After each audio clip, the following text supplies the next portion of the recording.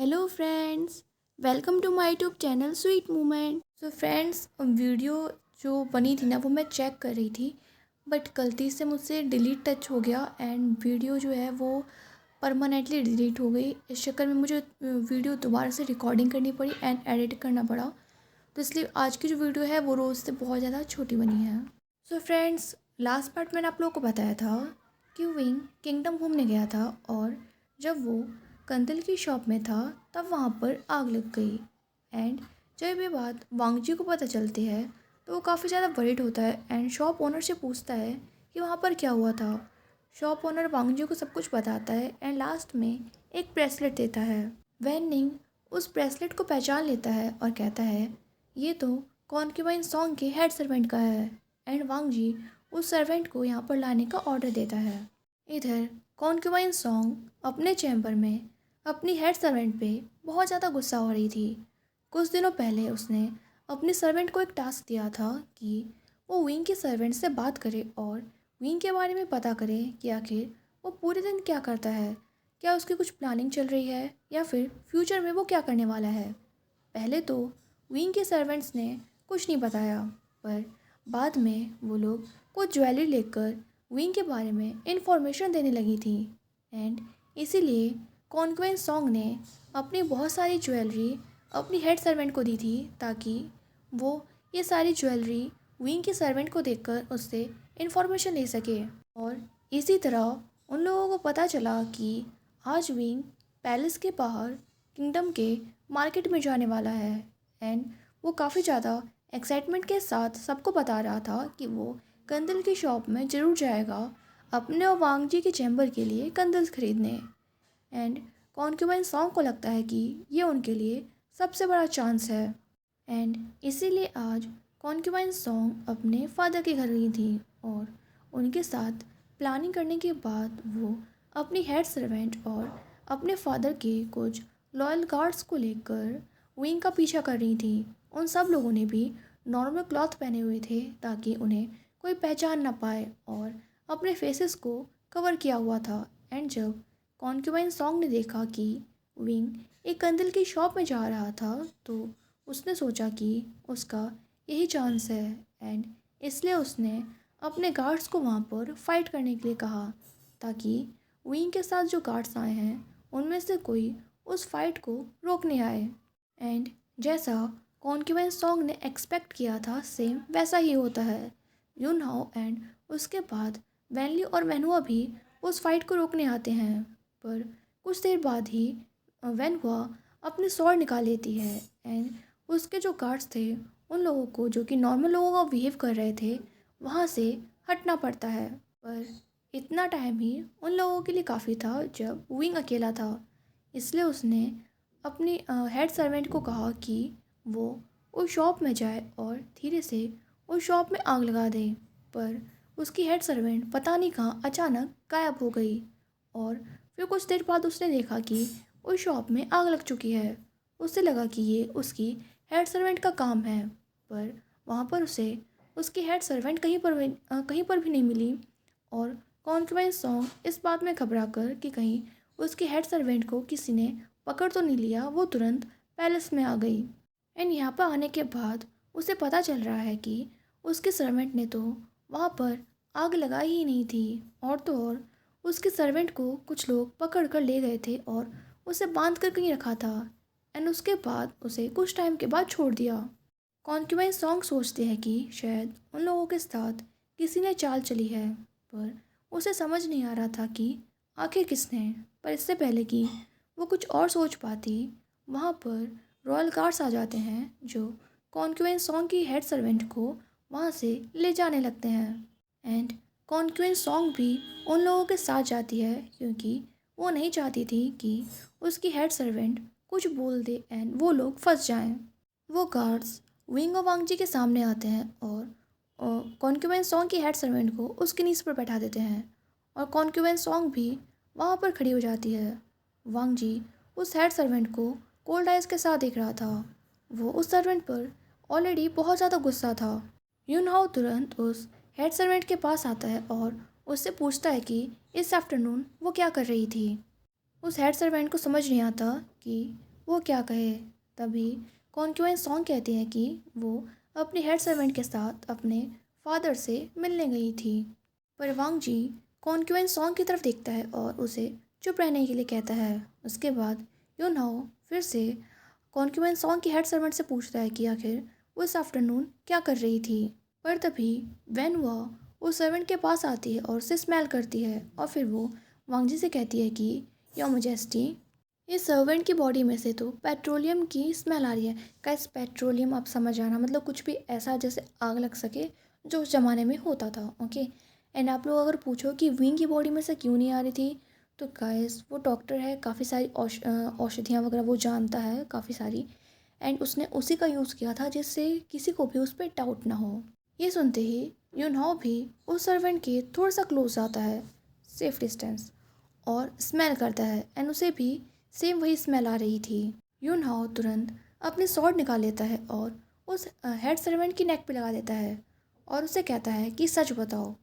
वो head servant already काफ़ी ज़्यादा डरी हुई थी, क्योंकि एक तो आज कुछ लोगों ने उसे किडनैप किया था और मारने की धमकी दी थी, और कॉन्क्यूएंस सॉन्ग भी उससे काफ़ी ज़्यादा नाराज़ थी और उस पर गुस्सा कर रही थी।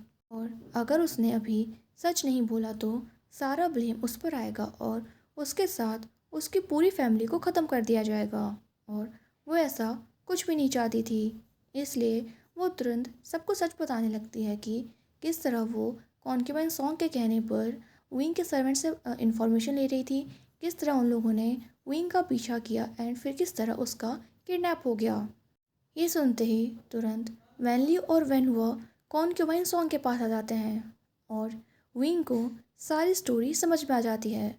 उसे ऑलरेडी पता था कि कॉन्क्यूबाइन सॉन्ग उसका पीछा कर रही हैं, और जब वो शॉप में गया और बाहर से लड़ाई होने की आवाज़ आई तब भी वो समझ गया था कि ये कॉन्क्यूबाइन सॉन्ग की चाल है।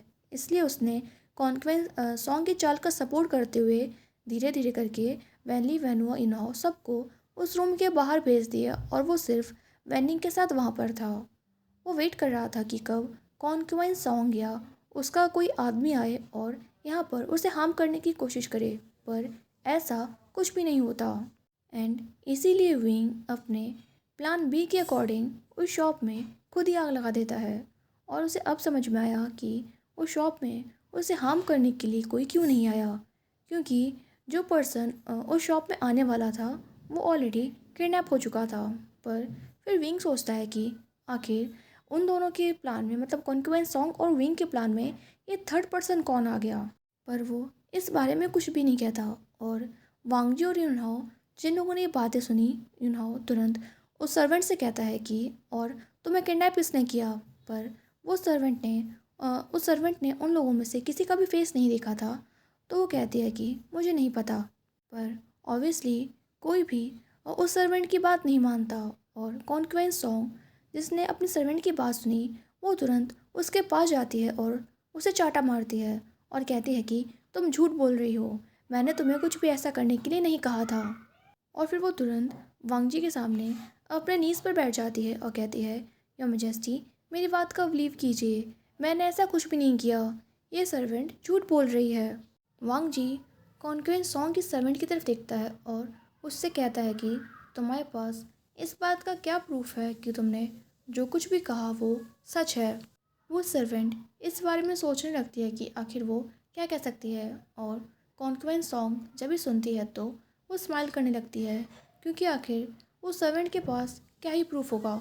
उसके जो गार्ड्स थे एंड उसके फादर थे, केवल उन्हें ही इस प्लान के बारे में पता था, और उनमें से कोई भी अपना मुंह नहीं खोलने वाला।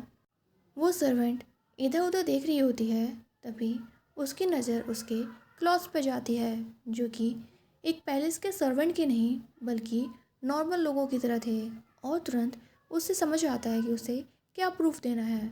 वो तुरंत कहती है, योर मैजेस्टी मैंने अभी जो क्लॉथ्स पहने हैं वो हेड सर्वेंट के नहीं बल्कि नॉर्मल पीपल के हैं। और ये कह के वो तुरंत अपने प्लेस पे खड़ी हो जाती है। यूनहाओ ने जो सॉर्ड लगा रखी थी वो तुरंत उसके पास ले जाता है, पर विंग कहता है कि रुक जाओ, और यूनहाओ स्टॉप हो जाता है। वो लोग देखते हैं कि वो सर्वेंट कॉन्क्वेंस सॉन्ग के पास जाती है और उनके जो ऊपर के अपर रोब्स थे वो खोलने लगती है। ये देखकर वांग जी तुरंत कहता है कि ये तुम क्या कर रही हो। वो हेड सर्वेंट, जिसे ऑलरेडी पता था कि वो मरने वाली है, बट वो अपनी फैमिली की जान बचाना चाहती थी एंड इसलिए वो कुछ भी कर सकती थी। वो तुरंत उसके पास जो नाइफ़ थी वो निकालती है और कॉन्क्वेंस सॉन्ग के अपर रोप्स को फाड़ देती है। एंड जैसे ही उसके अपर रोप्स पड़ते हैं तो उसके नीचे कॉन्क्वेंस सॉन्ग ने भी नॉर्मल लोगों के क्लॉथ्स पहने हुए थे। एंड जैसे ही वो सर्वेंटी देखती है, वो तुरंत दोबारा से अपने नीज पर बैठ जाती है और कहती है, योर मेजेस्टी, कॉन्क्वेंस सॉन्ग ने भी वही क्लॉथ्स पहने हुए हैं जो वो मेरे साथ पहन के मार्केट में गई थी, और आप ये एज प्रूफ देख सकते हैं। कॉन्क्वेंस सॉन्ग अभी भी शॉक में थी। उसे पता नहीं था कि उसकी सर्वेंट उसके साथ कुछ ऐसा करेगी। उसने अपने क्लॉथ्स चेंज नहीं किए थे क्योंकि ऐसा करने में उसकी सर्वेंट हमेशा उसकी हेल्प करती थी। इसलिए जब वो अपने फादर के पैलेस में गई तब वो तुरंत वहाँ से रॉयल पैलेस में वापस आना चाहती थी, और इसलिए उसने केवल वहाँ पर से एक अपर रोब पहन लिया था अपने उन नॉर्मल क्लॉथ्स के ऊपर से। पर उसे पता नहीं था कि उसकी की यही लापरवाही उसके लिए इतनी बड़ी प्रॉब्लम क्रिएट कर सकती है। पर फिर भी वो अपना क्राइम एक्सेप्ट नहीं करना चाहती थी और कहती है, योर मेजेस्टी, मैंने ऐसा कुछ भी नहीं किया। वेनली उसे तुरंत पूछते हैं, कॉन्क्वेंस सॉन्ग, अगर आपने ऐसा कुछ नहीं किया तो क्या ये क्लॉथ्स आपने ऐसे ही शौक में पहने हैं?